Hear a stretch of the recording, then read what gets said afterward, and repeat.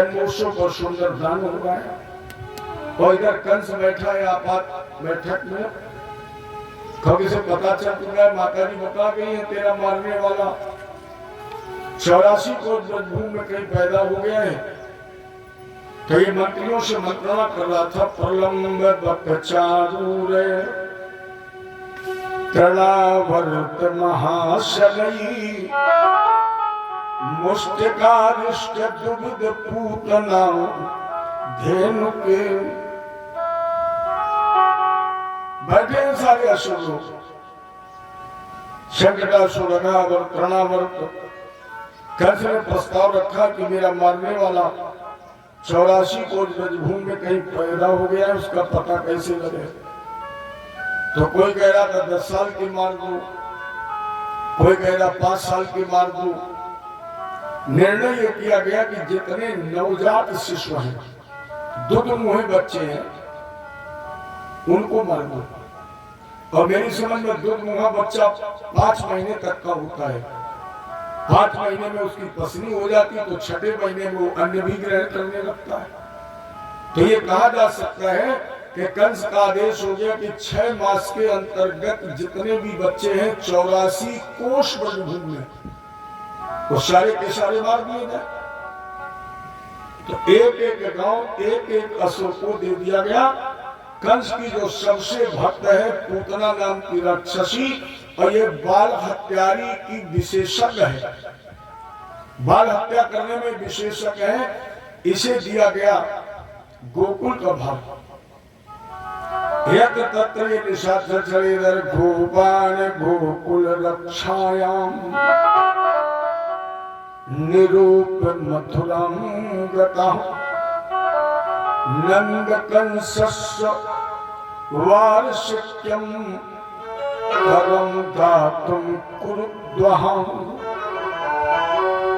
नंद जी ने भी इधर विचार किया कि हम मथुरा के राजा कंस का जो वार्षिक कर देते हैं, उसका समय आ गया, तो चलो हम कंस का कर अदा करें और अपने मित्र वसुदेव और देवकी से संवेदना भी व्यक्त करें। यह भी पता लग चुका है कि कंस ने देवकी वसुदेव जी को बंधन मुक्त कर दिया है, कारागृह से छोड़ दिया। तब हम लोग मिल सकते हैं, तो 2 काम हो जाएंगे, कंस का कर भी दे देंगे और अपने मित्र का कुछ दर्द भी बता लेंगे।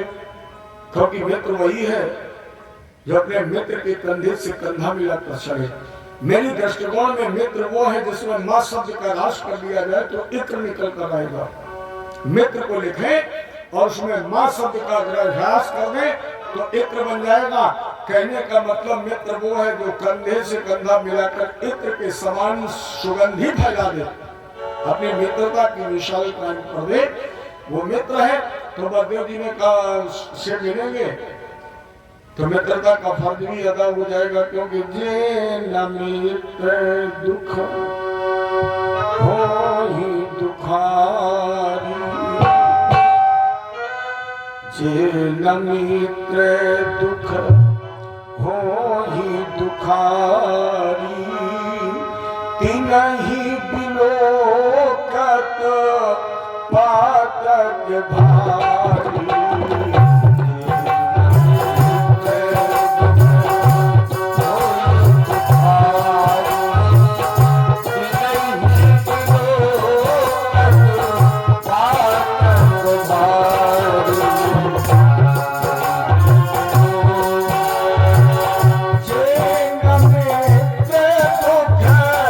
Oh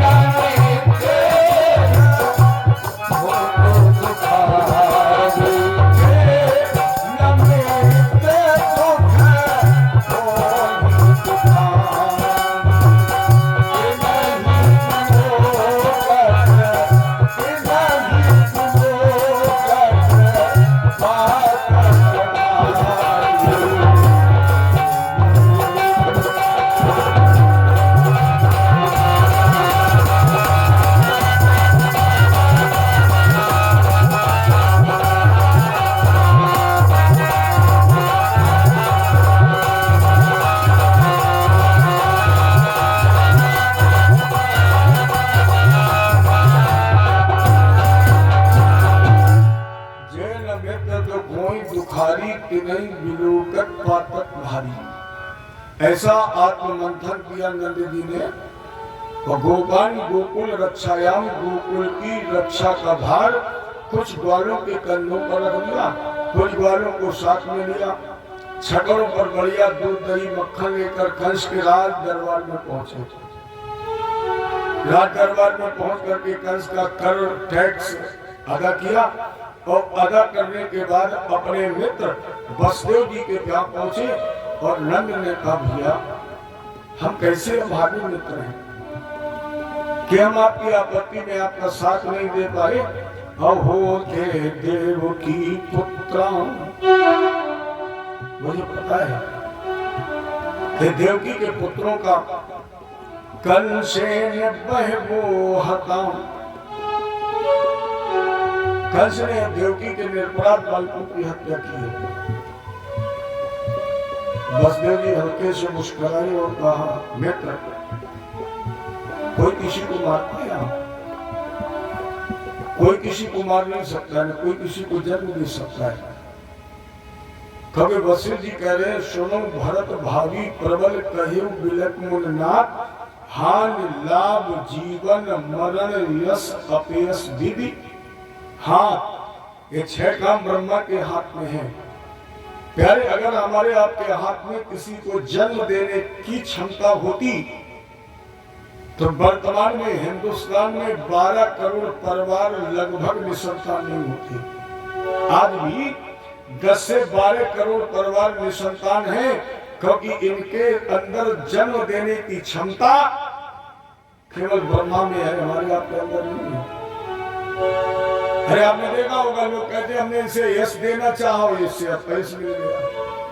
हमने ऐसा बिजनेस बताया, ऐसा काम बताया कि लाभ हो जाता, लेकिन उसे तो नुकसान हो गया। ये ब्रह्मा के हाथ में है, तो यहाँ कोई किसी को मारता नहीं है। अरे मित्र नंद, संसार की ऐसी विचित्रता है, जिसे आना पड़ा उसे जाना पड़ा। धन दौलत में जिन्हें देखा सुखी, किसी काल उन्हें भी पछताना पड़ा। उद्यान में ना ऐसा कोई फूल खिला जैसे खिल करके ना मुरझाना पड़ा। संसार की ऐसी विचित्रता है, जिसे आना पड़ा उसे जानना पड़ा। ये मित्र, हमने आपका विचार ग्रहण किया, मुझे प्रसन्नता हुई। लेकिन अब हम ये चाहते कि तुम जितनी जल्दी आए उतनी जल्दी लौट जाओ। नंद करो वही भाष को दत्ते, करो वही भाष को दत्तो राज्य दृष्टा भयम चवम।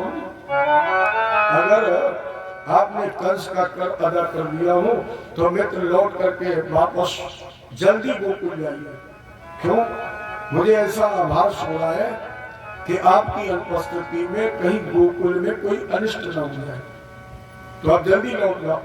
अब नंद जी ने सोचा वसुदेव जी कभी झूठ बोलते नहीं, मिथ्या भाषण करते नहीं, और कहीं शंका शत हो गई।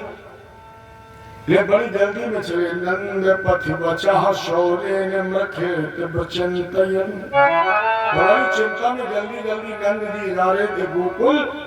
तब तक इधर कंसेन प्रहिता घोड़ा पूतना बाल घातन। इधर कंस की भेजी हुई पूतना नाम की राक्षसी भगवान की छठी बनाई जा रही थी, और सब तैयारियों में मस्त थे। एक भी बालक पूतना को पूरे गोकुल में नहीं मिला, गली गली घर घर में ढूंढा, एक भी बच्चा नहीं मिला। क्यों? जहाँ मायापति है वहाँ किसी की माया चलती ही नहीं है। नहीं मिला तो सीधे यशोदा जी के यहाँ पहुंची। बहन जी करिया मन में मुस्कुराया, मौसी जी आ गई। अच्छा मौसी, हमने तो सुना है माँ मरे मौसी जी है, लेकिन जो मौसी सी हो। आइए मौसी। पूतना ने कहा बहन बहुत दिन बाद मिलन हुआ, और हमने सुना कि तुम्हें वृद्धावस्था की में पुत्र की प्राप्ति हुई है, बड़ा लोग प्रशंसा करते, तारीफ करते, तो देखें वो तेरा लाला है कैसा। अरे एक स्वाभाविक बात है कि जब कोई व्यक्ति नई चीज लाता है, अच्छी लाए, महंगी लाए, तो उसके मन में एक विचार उठता है कि लोग इसे देखें। कोई नई मोटरसाइकिल या बुलेट तो चाहता है पड़ोसी भी कहे भैया बढ़िया है, अच्छा लाए, सब चाहते। मैंने तो बड़ा एक बार एक माता जी ने घड़ी खरीदी, और घड़ी अब लोग देखें कैसे, तारीफ कैसे करें। तो माता जी नहीं, महिलाओं में लगता है बुलौगा, तो तब बतासा जल देते, 10 किलो बतासा मंगवाए, और पूरे गांव की माताओं का बुलौगा ढोलक बजती रही। और माता जी वो घड़ी दिखाने के चक्कर में बस कहते हैं बहन जी तुम इधर बैठो, तुम इधर बैठो, तुम यहाँ बैठो, लेकिन घड़ी किसी ने नहीं देखी। 10 किलो बतासा बच गए। माता जी ने कहा इतना नुकसान हो गया, तारीफ किसी ने नहीं की, अब तारीफ कैसे हो। तो ने क्या किया, अपने घर में आग ही लगा दी। अब गांव तो कभी इकट्ठा होगा। अब जब घर जलने लगा तो लोग बाल्टी लेके पानी डालने दौड़े। तो माता जी को ये चिंता नहीं थी कि घर बच जाए। माता जी कहते भैया वो बाल्टी उठाओ, इधर डालो, उधर तुम डालो, उधर तुम डालो, केवल हाथ। आखिरी में एक व्यक्ति आया, बोला माता जी तुमने घड़ी कब खरीदी, बहुत अच्छी थी। तो माता जी बोली पहले बता देते तो कई घर में आगे लगवानी पड़ती, कह देते ना पहले घड़ी बढ़िया तो नहीं, अब कोठरिया फूक गई तब कहने। तो एक स्वाभाविक गुण होता है व्यक्ति में, बढ़िया कपड़ा भी सिलवाएगा तो सोचेगा कोई देखे कि हाँ कुर्ता पहनी जी कितने का बढ़िया है। अच्छा जरा सोचिए, जिसे है 84-85 वर्ष की उम्र में, और वो भी कृष्ण जैसा पुत्र पैदा प्राप्त हो, उसके मन में क्या भाव होगा। यही तो लोग चाहेंगे, कितने बुढ़ापे होगा लोग मेरे बेटे को देखें। और फिर इसके भगवान बड़ा उत्साह में, यशोदा भी थी, पूतना की गोदी में डाल दिया, और यशोदा जी के कार्य में लग गई। अहो भकीयम स्तन कालकूटम, बकासुर की बहन बकी पूतना, अरे अपने स्तन में हलाहल कालकूट विष जहर लपेटे भगवान के मुख में स्तन रखा। मेरे कन्हैया ने आंखें बंद कर ली, नहीं देखा पूतना की तरफ, आंखें बंद कर ली। क्यों? लोगों ने 108 भाव लगाई है, पूरी एक माला।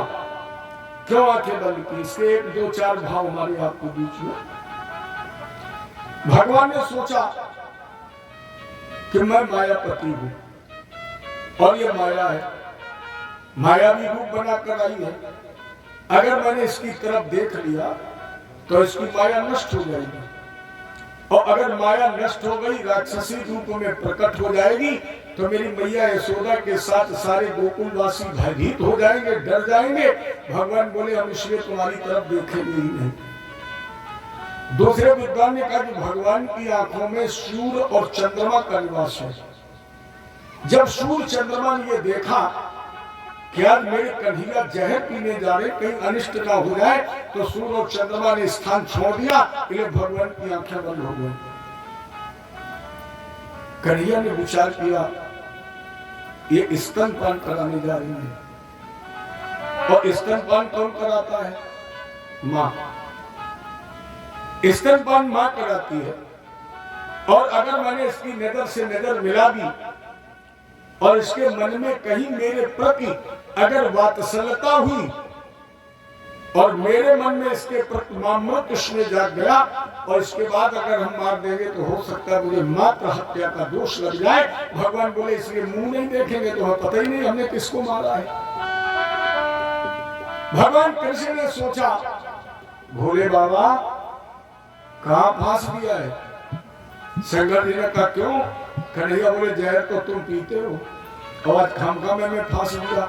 मैंने नेत्र बंद करके हमारे कन्हैया ने शंकर जी का स्मरण किया, और कहा महाराज जी मेरे कंठ पर बैठिए, जहर पीने का अभ्यास आपको है, आप जहर पिए, और हमने तो हर जन्म में माँ का दूध पिया है, तो हम माँ का दूध पिए इसलिए। लेकिन मेन मुख्य कारण था क्यों नेत्र बंद किया। भगवान कृष्ण ने कहा कि भारत में ब्राह्मण, स्त्री और गाय, इन पर अस्त्र नहीं उठाया जाता है। ब्राह्मण पर, गाय पर और स्त्री पर वो अस्त्र उठाते हैं जो कायर होते हैं, जो काहिल होते हैं। लेकिन मेरा दुर्भाग्य देखिए, जिन पर हम कहते हैं अस्त्र नहीं उठाना चाहिए, मेरा दुर्भाग्य देखिए कि राम जी के रूप में आए, सबसे पहले किसे मारा? नारी को। अरे जहां उंगली नहीं लगानी चाहिए वहां मेरा दुर्भाग्य देखो कि हमने रामावतार में सबसे पहले ताड़का को मारा और कृष्णावतार में सबसे पहले, दोनों अवतारों में मुझे नारी को मारना पड़ रहा है। भगवान बोले इसलिए हम शर्म से आंखें बंद करें, मुझे शर्म लग रही है कि हम नारी को मारने जा रहे हैं। तो इतने भगवान शर्मा गए कि इन्होंने आंखें ही नहीं खुली, नेत्र बंद कर लिए, पूतना के स्तर को पकड़ लिया और पान करने लगे। भगवान ने केवल स्तर नहीं पिया, एक घूंट बड़ा, पूतना के वक्षस्थल की नसें फटने लगी। छोड़ना चाहती थी भगवान को, फेंकना चाहती थी। कन्हैया बोले मौसी अब तो छूटना बहुत मुश्किल है, पहले ना पकड़ती तो कोई दिक्कत नहीं थी, अब जो मुझे पकड़ लेता है फिर कितना भी वो छोड़ दे मैं उसे छोड़ता नहीं। अगर तुमने अब मेरी बात नहीं मानी तो मौसी हम तुम्हारी कैसे मान लें? ताकत हो तो छोड़ाओ, और अगर अब छूटेंगे हम तुमसे तो फिर ये शरीर छोड़वा के ही छूटेंगे, ऐसे नहीं। भगवान ने फिर घूंट बढ़ा, प्राण खींचने लगे, लाला छोड़ दे, लौट कर नहीं आऊंगी। भगवान बोले लौट करके तो तब आओगी मौसी जब हम आने काबिल रखेंगे। अरे लौटोगी तो तब, क्योंकि मेरी शरण में आने वाले को लौटने के सारे रास्ते बंद हो जाते हैं। अब आपके रास्ते बंद, भागी और आकाश मार्ग से उड़ती हुई राक्षसी के रूप में प्रकट हुई और ये 6 कोस में गिरी। पूतना का प्राणांत हो गया। ये 6 कोस क्या है? पूतना कहाँ रहती है? पूत ना, पूत माने होता पवित्र, ना माने नहीं। जो पवित्र नहीं है वही तो पूतना है। और परमात्मा के सानिध्य में आने पर फिर व्यक्ति पूतना नहीं रह सकता है। उसके 6 कोष नष्ट हो ही जाएंगे, और वो 6 कोष है काम, क्रोध, लोभ, मोह, अभिमान। इन्हीं 6 कोष में पूतना रहती है। तो भगवान ने आज पूतना का उद्धार कर दिया। यशोदा जी ने दौड़ करके भगवान को गोदी में उठाया, गोमूत्र से भगवान को स्नान कराया, गाय की पूंछ से नजर झाड़ी। ये विशेष स्नेह होता माँ का। अरे जरा सोचिए, जिसके लिए बाबा ने लिखा है भ्रगुट विलास सृष्ट लय होई, जिसकी भ्रगुटी उठ जाए, प्रलय हो जाए, वही आज बाल कृष्ण मैया यशोदा के द्वारा गोमूत्र से अपने को नहलवा रहा है, गाय की पूंछ से अपनी नजर झरवा रहा है। जो दुनिया को नजर लगाता है, जो दुनिया की नजर उतारता है, आज वो अपनी नजर गोमूत्र और गाय की पूंछ से उतरवा रहा है। कंस को पता लगा तो शंकरासुर को भेजा। उस समय भगवान तीसरे महीने में थे। एक छकड़े में पालना पड़ा। तो छकड़ा आप लोग जानते हैं, वो जो बैलगाड़ी होती थी ना, तो पहिया वैया टूट जाते थे, तो बीच का जो ढांचा होता वही पूतना के यशोदा जी के छत में बना था, और उसी पर दूध दही माखन के बर्तन रख के नीचे झूला था। शंकरासुर ऋषि बड़ा करके बैठ गया और इतने सोचा कि हम मौका मिले छकड़ा पलट दें, और हमारे बाल कृष्ण ने रोना प्रारंभ कर दिया।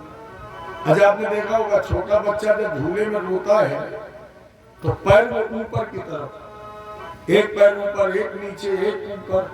और जैसे भगवान ने 2-3 बार पैर ऊपर नीचे किए तो शंकरासुर वो पैर ही देखने लगा, कौन ऊपर जा रहा है कौन नीचे जा रहा है। तो ऊपर नीचे पैर देखना शुरू किया, तब तक भगवान ने हल्के से ऊपर वाला पैर लंबा कर दिया, और जैसे छकड़े में लगा तो अब नीचे शंकरासुर, ऊपर दूध दही के बर्तन, छकड़ा और छकड़े के ऊपर हमारे ठाकुर ने जरा सा भार बढ़ा दिया। अब जिनके उदर में संपूर्ण ब्रह्मांड है, उनके वजन को कोई संभाल सकता है? शगड़ासुर का भी उद्धार हो गया। फिर वही यशोदा जी ने क्रिया की, गोमूत्र से स्नान, गोपूंछ से नजर, तब तक दैत्यो नामना तृणावर्तः कंस भक्त प्रलोभितः चक्रवात स्वरूपेण जहारासि नवरुकम् तृणावर्ता शांतरयो वाद्यारूप धरोहरम् कृष्णं नभो गतो गन्तुम् तृणावर्तनम् पदे। जो विशाल चक्रवात, वो नहीं देखा आपने जेठ की तपती दोपहर में जो अपने ढकूरा निकलता जिसे कहते हैं, बिल्कुल एक हवा में गांठ बनती है चक्रवात, और यही चक्रवात तूफान बन करके तृणावर्त गया। कन्हैया ने दूर से देखा, अब भैया यशोदा जी की गोदी में थे। भगवान बोले अगर गोदी में बैठे रहेंगे तो कहो हमारे साथ साथ माता जी को भी उड़ा ले जाए। अब हम नीचे उतरे कैसे? तो फिर भगवान ने वजन बढ़ाया। अरे यशोदा जी 10-15 किलो वजन तो सहन कर गई, और जब मामला 25 किलो के ऊपर पहुंचा, यशोदा जी ने कहा पता नहीं क्या हो गया, इतना भार है। तो इन्होंने कृष्ण को पृथ्वी पर, और जैसे आंगन में बैठाला, एकदम अंधेरा छा गया, और उस तृणावर्त ने कृष्णम नभो गतो गन्तुम् नाशन कोद भूर भार भृत। उस तृणावर्त ने कन्हैया जी को अपने भंवर में लपेटा और आकाश की तरफ, देखो कुछ तो तृणावर्त ने उड़ाया, फिर भगवान स्वयं उड़ गए। कब तक उड़े? जब तक भगवान ने तृणावर्त के गले में गुफा नहीं डाल दिया, और जैसे गले में गुफा पड़ा, भगवान ने धीरे से दबाया। अब इसकी ऊपर की साथ ऊपर, नीचे की नीचे, तृणावर्त ने कहा छोड़ दे छोड़ दे। भगवान बोले देखो पूतना को हमने जब पकड़ा तब कह दिया था नहीं छूटोगे, अब छूट नहीं सकते। तृणावर्त ने कहा नहीं आऊंगा। बोले आने से पहले पूतना से पूछ लेते। बाहर निकले, एक पत्थर की शिला पर पटक दिया, तृणावर्त का भी उद्धार हो गया। देखो तृणावर्त क्या है? जैसे पूतना शरीर में है, उसी तरह तृणावर्त भी आपके और हमारे अंदर है। तृणावर्त का मतलब है तृष्णा, दूसरों के प्रति जो ईर्ष्या है, दूसरों के प्रति जो द्वेष है, तृष्णा है, यही तृणावर्त है। और किसी भी मनुष्य के जीवन में हमेशा तृष्णा बवंडर बन करके ही आती है। भगवान ने कहा तृष्णा को जीतिए, और अगर तृष्णा न जीती तो ये मारा गया। अब तुम सोच लो तुम्हारा क्या होगा।